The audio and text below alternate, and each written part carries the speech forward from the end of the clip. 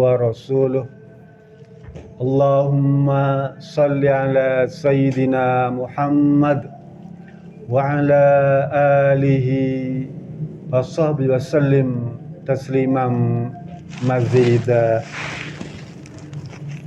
Yang berbahagia keluarga besar Bapak almarhum Sugianto. Ini ada? Oh, enggak ada ya? Oh iya. Keluarga besar Pak Sugianto. Itu aja? Ya. Pak Sugianto ya? Maaf. Oh ini ya? Iya, iya. Maaf. Iya putranya. Saya Pak Sugianto. Pak Sugiantonya. Iya. Di yang berbahagia keluarga besar Pak Sugianto ya. Dan yang dirahmati Allah Subhanahu wa taala, para kerabat, para sejawat dan para sahabat yang berkenan hadir pada acara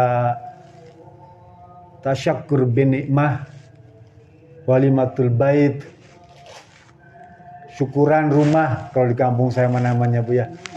Kalau Imam Syafi'i menyebutnya al-wakirah. Al-wakirah itu jadi syukuran rumah baru itu ya, disebut wakirah. Pertama-tama tentu saja kita harus dan sepatutnya bersyukur pada Allah Subhanahu wa taala yang telah memberikan berbagai karunia dan nikmat kepada kita sekalian. Tentu saja nikmat yang besar yang Allah berikan kepada kita adalah nikmat iman dan Islam itu. Yang karena keimanan dan keislaman itulah kemudian kita mensyukuri hanya kepada Allah atas semua karunia-Nya. Di dalam surat Ali Imran, surat An-Nahl ayat 114 itu. Kata Allah Subhanahu wa taala, "Washkuru nikmatallahi in kuntum iyyahu ta'budun." Bersyukurlah kalian atas berbagai nikmat yang Allah berikan kepada kalian kalau kalian menganggap Allah itu sebagai Tuhan. Kalau engkau ingin dianggap sebagai beribadah kepada Allah. Ya. Jadi memang bersyukur itu perintah Allah Subhanahu wa taala. Tidak terbatas pada nikmat yang besar seperti rumah, bahkan nikmat yang kecil pun mungkin ya. Kesehatan atau rezeki itu kita harus selalu bersyukur pada Allah Subhanahu wa taala. Ya. Kata Imam Ibnu Qayyim Al-Jauziyah dalam kitab Madarijus Salikin atau di dalam kitab tafsir Al-Qasim, ya, memaknai syukur itu setidaknya ada 5. Yang pertama, al-i'tirafu bi nikmatillah, meyakini bahwa nikmat atau karunia itu adalah milik Allah Subhanahu wa taala dan Allah berikan kepada kita tuh Bu ya. Nanti di dalam surat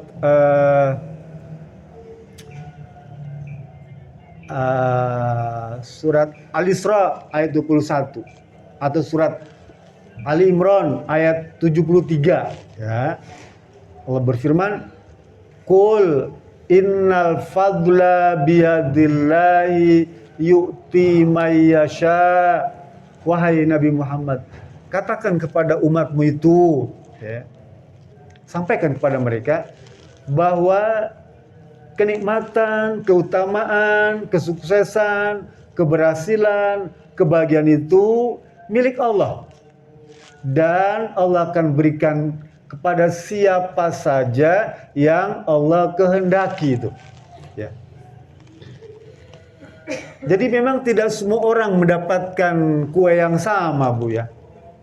Tidak sama. Ada yang diberikan besar kuenya, ada yang diberikan sedang, ada yang diberikan kecil. Tapi seberapa besar pun pemberian Allah itu, kita dituntut sebagai orang Islam untuk selalu bersyukur kepada Allah Subhanahu wa taala. Semua orang punya keinginan untuk mendapatkan fasilitas kehidupan yang baik. Apalagi rumah baru seperti ini, wah senang sekali Bu ya, buat dia. Istri saya Bu, tetangga tuh beli motor tuh Bu ya, motor baru yang apa tuh, Matic yang balap tuh ya. Saya bilang, mah itu tetangga kita beli motor baru bagus ya. Saya bilang, kapan Papa beli? Waduh, kan jadi nggak enak ya. Sebentar lagi beli mobil baru Pak, Expander itu dibeli. Mah, tetangga kita beli mobil baru tuh, ya Expander tuh, wih bagus nih. Saya bilang, kapan Papa beli? Begitu lagi, seakan-akan menuntut dorongan dia. Saya cerita, Ibu Heni, tuh, tetangga kita beli rumah baru di Agung Podomoro. Ya saudaranya, saudara Bu Heni, hebat ya. Dia bilang, kapan Papa beli? Gitu Bu, artinya ada keinginan. Kemarin saya tes, mah tetangga kita punya istri baru tuh. Dia nggak ngomong. Saya nunggu jawabannya, baru saya tunggu jawabannya. Nggak keluar.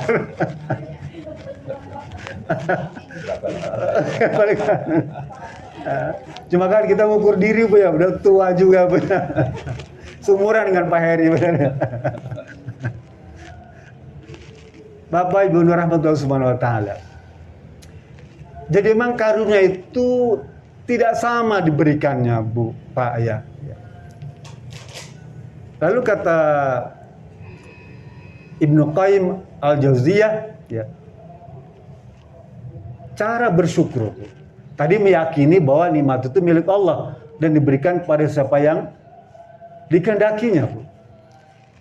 Yang kedua, kata Imam Ibnu Qayyim, syukur itu khudu usyakiri lil mashkur.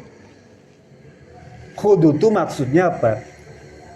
Dia bisa merendahkan diri atau merendahkan hati kita, diri kita di hadapan Allah Subhanahu wa taala. Ya. Yang masykur itu Allah, ya. Kita syakir namanya. Orang yang dituntut bersyukur. Khudu syakir maknanya ketaatan sebetulnya kepada Allah Subhanahu wa taala, ya. Atas apa? Atas karunia nikmat itu, Bu. Dulu Nabi Muhammad SAW ya, itu kalau sholat malam bilangan rakaatnya itu gak terhitung, Bu. Kita dikasih 8, 11 saja udah megap-megap. Nabi Muhammad itu di samping jumlah rakaatnya banyak dan waktunya lama, ya. Sampai kakinya itu bengkak-bengkak, Pak. Kaki Rasulullah kalau sholat malam dia bengkak-bengkak. Kata Siti Aisyah, ya Rasulullah, atakallaf hadza, kenapa bisa sampai begini sih kamu ini, gitu ya. Kata istrinya nih, engkau kan sudah diampuni dosanya dulu, sekarang, dan akan datang. Sudah dimaksum, ya. Sudah dijaga kehidupannya, dijamin kehidupannya. Untuk apa lagi engkau ini sholat sampai bengkak-bengkak begini? Apa Rasulullah SAW bilang? Afala akun abdan syakura. Emang gak boleh kalau saya ini selalu bersyukur kepada Allah? Suami yang baik tuh jawab kepada istrinya, apa nggak boleh saya kalau bersyukur nih? Lah cara bersyukur saya itu dengan begini nih, gitu ya, dengan sholat malam tuh, ketaatan kepada Allah Subhanahu Wa Taala tuh.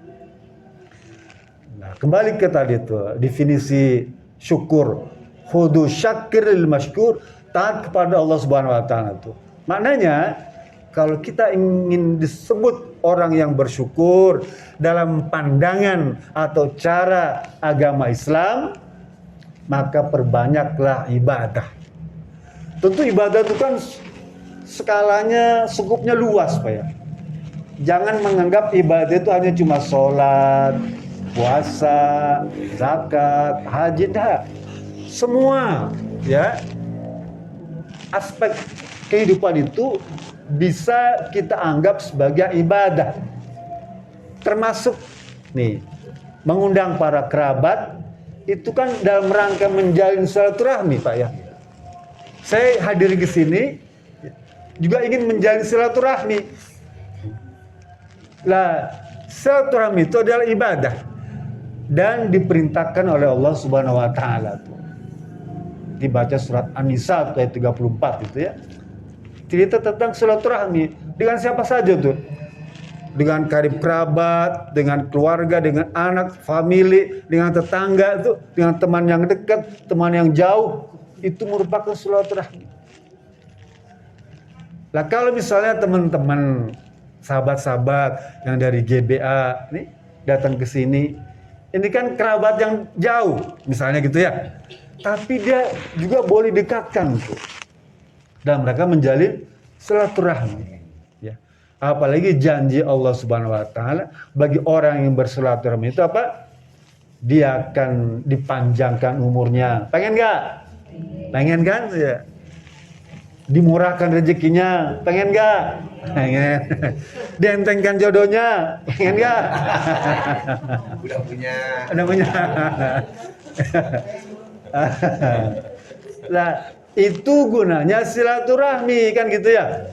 Nah, jadi ketaatan kepada Allah Subhanahu wa taala bentuk silaturahmi ya. Nih ibadah nih.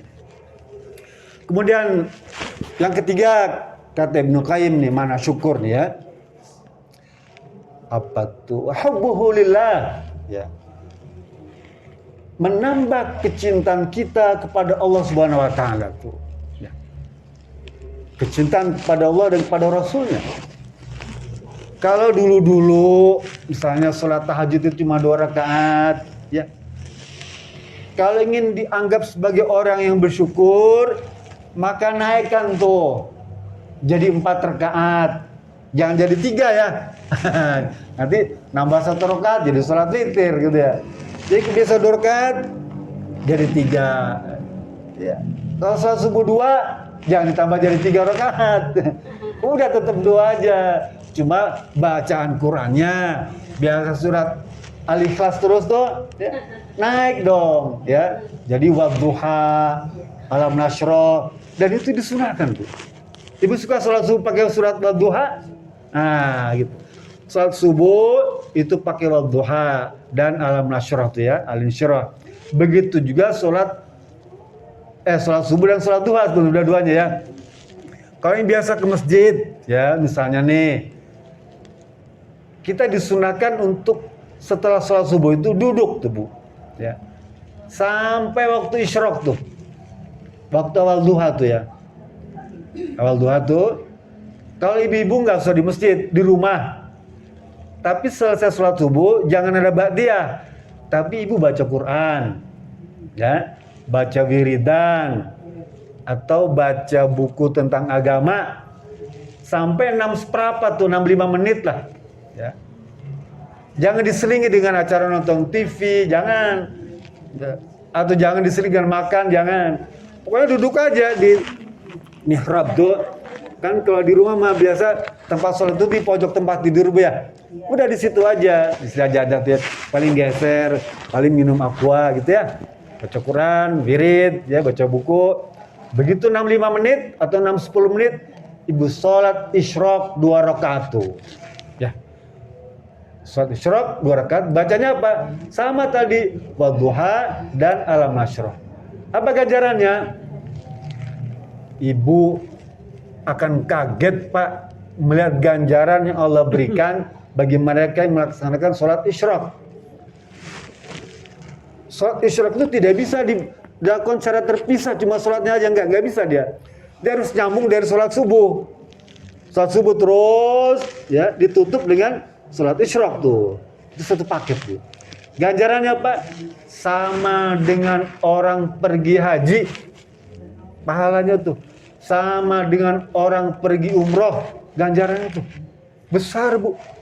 Jadi nih bagi teman-teman yang nunggu kuota ya jadwal haji yang sekarang molor lagi tuh ya sampai umur 80 tahun baru kebagian tuh ya, lama Bu ya. Lah kalau nunggu itu lama boleh seminggu sekali sholat isyraq ya, atau misalnya sebulan sekali sholat isyraq. Yuk. Nanti kalau ada tanya kasih tahu ke anak kita. Kalau ada tamu ya bilang nah ya. Kalau nyari mama bilang mama lagi pergi haji. Gitu. Pagi-pagi Pak, assalamualaikum. Mau ketemu Pak Hari nih. Kasih pesan sama anak cucu tuh. Cuk, kalau nanti ada nyari saya, nyari kakek, bilang kakek lagi pergi umroh. Gitu ya. Gitu. Boleh nggak? Boleh. Ya, boleh. Karena lagi sholat isyraq. Begitu sebentar ketemu kan. Loh kok ada? Katanya lagi umroh. Iya. Kata Pak Ustadz, sholat isyraq itu ganjarannya sama dengan orang pergi umroh. Atau pergi haji. Nah, jadi nanti nih Bu, selepas pengajian ini atau syukur ini pulang ke rumah, belajar tuh ya. Jam 6.05 menit ya. 6.10, 6.seperempat. Boleh. Tuh. Asalkan dari sholat subuh tuh jangan pergi kemana-mana ya, jangan dipotong ke toilet, jangan nonton TV dulu, pokoknya di tempat itu aja, muter-muter di kamar tuh ya, pegang tasbih gitu ya. Ya udah ya, misalnya hari Minggu ya, hari libur, kunci kamar dah, ini dalam rangka takarub kepada Allah Subhanahu wa taala, dalam rangka mensyukuri nikmat kepada Allah Subhanahu wa taala. Tambah pahalanya dengan pahala pergi haji dan pergi umrah tuh. Ya, kan gitu Bu. Kemudian yang keempat, makna syukur nih Bu. Kata Imam Ibnu Qayyim ya, Al-Jauziyah dalam Madarijus Salikin atau Zadul Ma'ad ya, atau tafsir Al-Qasim. Kata beliau yang keempat itu adalah as-sana'u ilahi alai anhu ya. Jadi harus memperbanyak pujian kepada Allah Subhanahu wa taala. Banyak memujinya. Karena itu di antara sunnah kalau kita ingin dianggap sebagai orang bersyukur harus sering membaca alhamdulillah. Ucapkan alhamdulillah. Apakah kemudian sembuh dari sakit tuh ya, lepas dari kesulitan, anak kita keterima jadi PNS, ya. Cucu kita keterima di perguruan tinggi negeri itu, kemudian yang satu lagi keterima SMP negeri, ya. Ucapkan alhamdulillah. Terus Pak, Bu, ya, jangan bosan-bosan mengucapkan alhamdulillah itu. Kependekan bacanya boleh tambah subhanallah, alhamdulillah. Masih kurang panjang, tambah lagi wala ilaha illallah wallahu akbar wala haula wala quwata illa billahil aliyyil azim. Boleh. Wah, itu amal yang sempurna, Bu. Itu kalimat thayyibah yang hebat. Kalian bisa baca setiap kali mendapatkan nikmat. Nih Bapak tanggal 30 pulang ya dari kantor habis ngambil pensiunan. Dikasih mana ada cuma segini nih. Berapa? Kok tipis sih? Kan udah pensiun. Udah pensiun tipis atau cuma segini. Ya, dibuka 1 juta. Alhamdulillah. Jangan bilang apa pukul lutut sih. Bilang tetap harus bersyukur. Alhamdulillah dikasih 1 juta. Biasa dulu 5 juta, sekarang dikasih 1 juta. Ya sudah kan sudah pensiun. Lagian Papa juga makannya nggak banyak, udah pensiun mah ya. Disuguhin macam-macam tuh nggak dimakan juga. Ya. Gak dimakan tuh Bu. Pulang bawa makanan tuh gak ada yang makan. Saya tinggal di rumah cuma berdua. Paling Sabtu Minggu ada cucu saya datang tuh kumpul. Baru bisa diberikan tuh. Kalau hari biasa tuh makanan gak kemakan. Ya gak kemakan. Saking apa bukan selera kurang, daya tampung tubuh kita terbatas Bu ya. Nah, udah pensiun, Bu. Jadi harus selalu memuji pada Allah Subhanahu wa taala. Begitu juga kalau kita punya rumah baru tuh. Rumah nih setiap masuk ke rumah tuh disunahkan tuh ya. Membaca Assalamualaikum ya.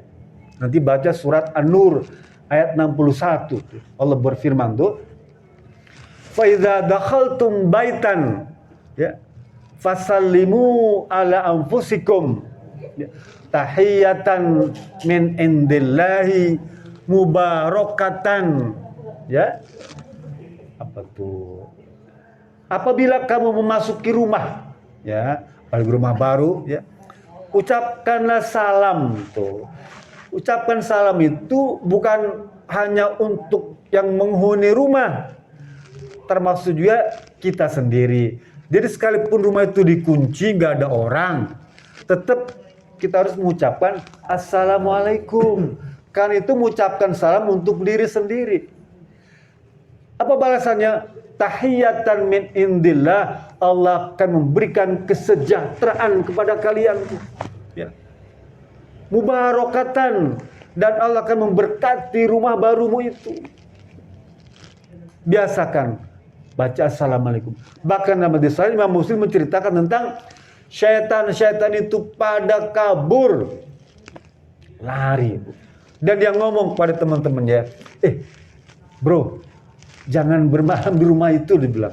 Itu pemiliknya suka mengucapkan salam. Itu ya setan, dia nge-share ke teman-temannya tuh. Terus yang kedua, kalau makan tuh kata Imam Muslim, biasakan baca doa makan dia. Allahumma barik lana fima razaqtana wa qina adzabannar. Itu sunnah. Ya. Lah kalau kita baca doa makan itu, Bu ya, atau minum, ya. Itu kata Imam Muslim, syaitan lari dan ngasih tahu kepada setan-setan lainnya, jangan nginep di rumah itu. Ya, dia nggak ngasih makan, dia bilang nggak ada makan di rumah itu. Udah kita cari rumah lain aja yang ngasih makan. Ya ternyata kata hadis itu setan juga makan, Bu. Sama maknanya, kalau kita makan, minum, tidak baca doa, setan juga bareng-bareng makan dan minum tuh. Kok nggak kelihatan? Ya nggak kelihatan gitu ya. Ya. Jadi setan tuh makan, tapi di sana itu dimaksudkan juga mengambil pahala yang kita miliki tuh. Ganjaran yang kita miliki diambil, dicuri oleh setan tuh. Ya. Kemudian kalau kita keluar rumah tuh, nih tadi masuk ya. Kalau kita keluar rumah tuh, biasakan baca Bismillahi tawakkaltu ala Allah wala haula wala quwata illa billah. Kata Rasulullah, kalau kita keluar rumah baca Bismillah tawakkaltu ala Allah, maka Allah berkata kepada kita tuh. Apa Allah bilang? Huditu wa kufitu wa wuqitu. Allah ngomong tuh. Wa tanajja'anu syaitan. Sesungguhnya aku telah memberikan hidayah kepadamu, petunjuk kepadamu, bimbingan kepadamu nih. Allah ngomong, Pak, kepada kita nih yang ngomong tadi mau keluar rumah tuh, huditu wa kufitu, dan aku akan cukupi engkau. Ya. Maksudnya akan dijaga kehidupan kita tuh oleh Allah tuh, ya. Selama dalam perjalanan tuh, ya. Wa wuqitu, dan aku akan menyertaimu, menjaga dirimu tuh. Kan enak. Kalau kita jalan bepergian, ada Allah Subhanahu wa taala, ya. Sekalipun nggak nampak, tapi kita harus merasa, Bu, Allah tuh bersama kita. Lah, kalau saya dekat dengan Pak Heri nih, orang yang saya anggap dari sisi ekonomi mungkin ya memadai, kan saya tenang, Bu. Nggak takut kelaparan di jalan kan gitu ya. Ada Pak Heri, tenang aja di jalan gitu ya. Ya. Jamin gitu ya. Lah kalau dengan orang yang punya kemauan ekonomi saja udah kita nyaman tuh. Ini ada Allah yang maha kaya, ya, maha benghar. Tentu kita nggak takut kan. Ada apa-apa Allah yang akan nanggungkan gitu ya. Jangan sama tentara, sama jenderal kan tenang kita kan ya. Gak takut preman, kan? Orang kuat ya, tapi jangan Pak Sambo ya. Bahaya. Ini jenderal nih kan, jangan sama dia, kan aman Bu ya. Lah, Allah itu maha kuat, ya, melebihi jenderal-jenderal itu kan. Kan kita jadi tenang ya, aman, tenang, nggak usah takut apa-apa. Apa ada binatang buas nggak takut, ya, ada preman nggak takut, ada penjahat nggak takut. Wong di sebelah kita nih, ya, menyertai kita nih, zat yang maha kuat, kan gitu ya, luar biasa. Nah gitu Bu. Jadi harus meyakini bahwa Allah itu selalu menyertai kita. Oleh itu Allah berikan kepada orang yang keluar rumah membaca Bismillahi tawakkaltu 'ala Allah. Ya, bahkan setan itu lari ketakutan. Ya, lari ketakutan dia. Bahkan dalam hadis lanjutannya itu apa? Fayaqulu syaitanu li syaitanin. Ya, kaifa laka birajulin. Nah, setan yang satu ngomong kepada setan yang lain tuh, ya. Jangan ganggu dia ya. Ya. Soalnya dia tuh sudah dilindungi oleh Allah Subhanahu wa taala. Ngomong tuh kepada setan-setan yang lain. Jadi kan aman kita ya. Setan nggak akan ganggu kita. Ya. Terus yang berikutnya, selama di rumah nih, kata Sayyidina Ali Karamullah di rumah nih Bu, di dalam rumah nih, kalau kita bermalam di sini tuh, Rasul berkata, hadis ini diriwayatkan oleh Imam Ali, ya, Sayyidina Ali, mantu Rasulullah. Kata beliau, Rasul berkata, iddakhiru libuyutikum biqiraatil Qur'an. Gelorakanlah, semarakanlah rumah kediaman itu dengan memperbanyak baca Quran. Kita disuruh menyemarakan, Bu. Menyemarakan baca Quran di rumah nih, ya. Jangan terbalik, kebanyakan baca Quran. Sekarang mah nggak ada Qurannya. Nah, kesempatan dah baca Quran, ya. Lewat HP boleh nggak? Boleh, boleh Pak. Apalagi sudah ditalar, ya, bagus. Kan sudah pesan kan. Minimal ibu hafal 13 surat tuh, ya. Yang pendek-pendek tuh dari An-Nas ke atas dia. Baca itu hafal mati katakanlah Bu. Untuk apa? Untuk kalau sholat malam, ya, di sholat isya, ya, sholat witir, sholat tahajud, witir, pakai yang 13 itu saja suratnya tuh hafalin tuh, hafal mati Bu, ya. Itu lumayan Bu. Jadi nggak kulut terus kan itu. Selama ini kan jadi apa surat favorit ya kulut ya. Nah, sekarang naikkan tuh, pendeknya 13 surat lah sampai Al-Hakumut Takasur. Ibu hafalin dari surat Al-Hakumut Takasur sampai An-Nas. Nanti ada ujiannya. Kalau yang lulus dapat hadiah. Umroh. Lah itu hafalin Bu baca Quran. Lah kalau rumah baru ini dibaca Quran, kata Sayyidina Ali, anasa ala ahlihi, maka penghuni itu akan diberikan kesejahteraan. Wow, luar biasa Bu. Rumah yang sering dibacakan Quran di dalamnya, maka rumah itu pemiliknya tuh yang menempati itu akan diberikan kesejahteraan. Apa maknanya sejahtera itu? Kebahagiaan, ketenangan, ketentraman, kenyamanan hidup. Bukankah itu yang kita inginkan di rumah kita tuh, Pak ya, Bu ya? Itu yang kita inginkan. Dan suasana itu sebetulnya suasana di surga. Ketenangan, kenyamanan, ketentraman, kebahagiaan tuh, ya. Itu suasana surga, Bu. Sekarang suasana surga itu kita pindahkan di rumah kita. Paham nggak Bu? Dengan memperbanyak baca Quran. Artinya surga itu ada di rumah kita. Sehingga rumah kita itu jadi surga. Apa? Baiti jannati. Ya. Surga itu pindahkan ke rumah kita. Sehingga rumah kita ini jadi surga. Tidak harus rumah megah, mewah. Nah, rumah sederhana pun di rumah kita, misalnya di sana, sering baca Quran, maka rumah itu jadi surga kita. betah. Ya. Ibu punya suami betah. Gak mau keluar rumah sampai, Pak, ini udah pagi nih. Maksudnya suruh kerja, gak mau kerja, ngerenggol sama istrinya. Kan biasa kalau sekretaris itu ya, kalau di kantor tuh, kalau bosnya datang, selamat pagi bos. Gitu. Ini enggak Bu, sudah pagi bos. Telat pulang. Telat pulang ke rumah. Ini sudah pagi bos. Gitu. Nah, jadi biasakan baca Quran di rumah tuh ya. Allah berikan kesejahteraan. Yang kedua, kata Sayyidina Ali, hikmah kalau kita sering baca Quran di rumah, wa kasura khairuhu tuh. Melimpah kebaikannya tuh, Bu. Jadi keluarga itu akan memberikan kebaikan kepada masyarakat sekitar, memberikan manfaat ya kepada masyarakat sekitar. Bahkan rumah itu pun memberikan manfaat kepada sekitar. Contoh yang gampang lah.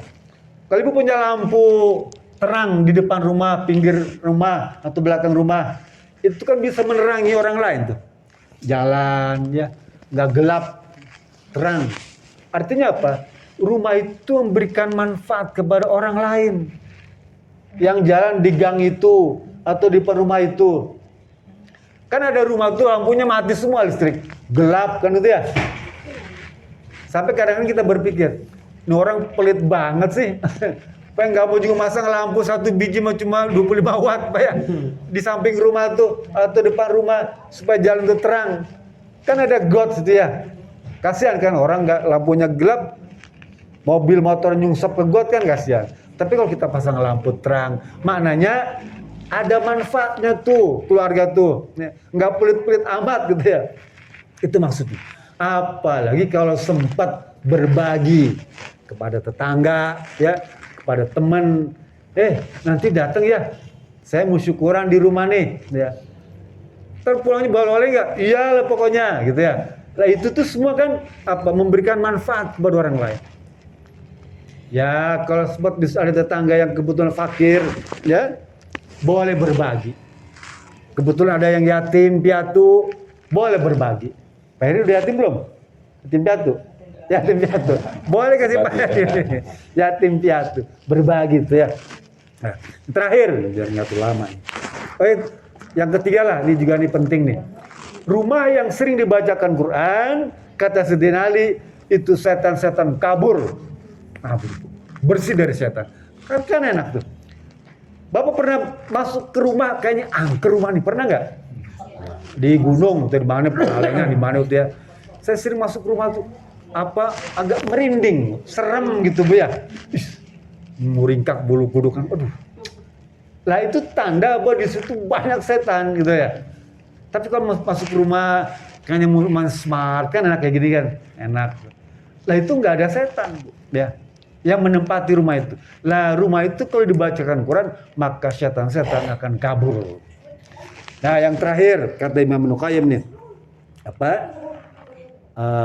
bagaimana menyikapi syukur itu? Kata beliau, Allah yasta'milaha min ni'mati bima yakrahu. Lah menggunakan nikmat itu, pemberian Allah itu jangan dipakai untuk perbuatan-perbuatan yang Allah tidak suka. Paham enggak Bu ya? Jadi jangan nikmat ini kasih duit sama Allah nih ya 1 miliar. Jangan dipakai untuk perbuatan yang Allah nggak suka. Allah benci itu, ya. Tapi jadi gunakan nikmat itu untuk sesuatu yang Allah suka. Kita dapat warisan, kebetulan tanah Tegalaga tuh laku, sawah kurung laku, Bon Kalapa laku semua ya. Dapat kebagian sebenarnya. Maka itu jangan dipakai untuk perbuatan yang Allah nggak suka, ya. Tapi gunakan untuk sesuatu perbuatan yang bermanfaat. Apa misalnya?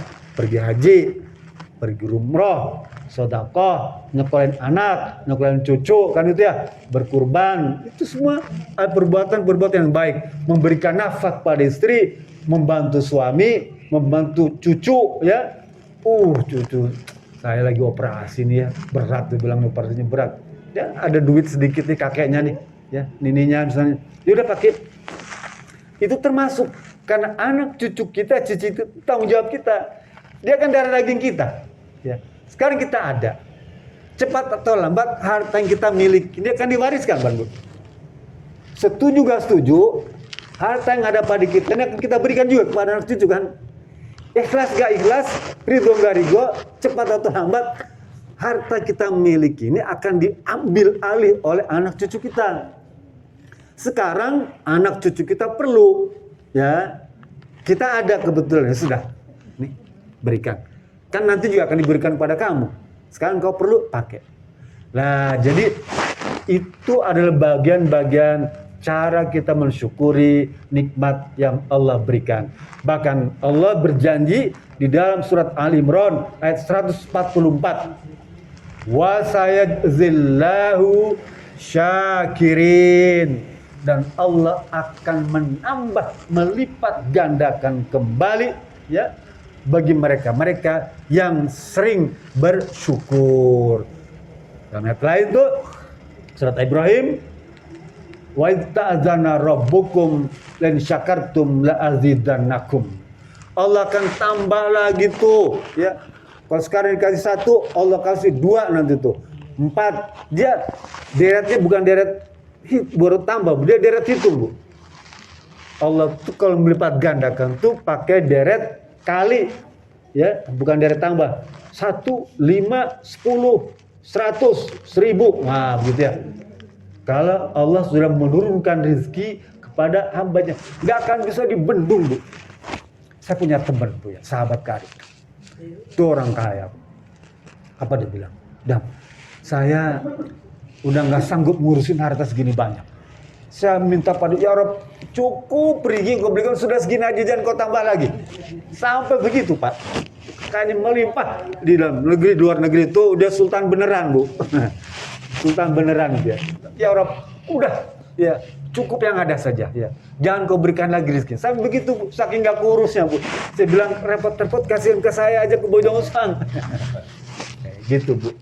Jadi itulah yang bisa saya sampaikan sebagai pengantar untuk mensyukuri nikmat yang Allah berikan ini, termasuk pada keluarga Bapak Sugeng Sugianto ini, ya, yang mensyukuri nikmat yang Allah berikan ini dengan ada pengajian. Nah, ini bagus ya, silaturahmi, nanti kita makan-makan, kita berterang, itu bagian rasa syukur yang memang dianjurkan oleh Allah dan Rasulnya, ya. Nanti setelah ini Sabil Bait memohon pada kita keikhlasannya untuk sama-sama membaca surat Ar-Rahman sebagai wujud syukur juga. Kenapa? Karena ini kan